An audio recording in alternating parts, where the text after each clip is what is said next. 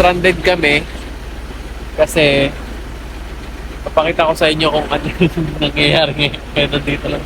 Ayan. Ayan.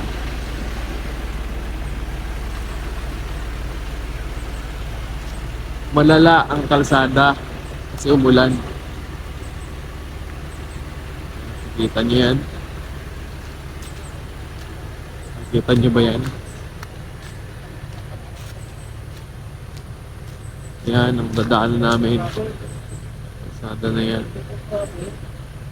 Pang trail. Hindi siya yung typical na kalsada na makikita niyo kung saan. Pang bundok lang. May back ko. In case na hindi makaakyat yung pupunta. Naglakad na lang ang iba.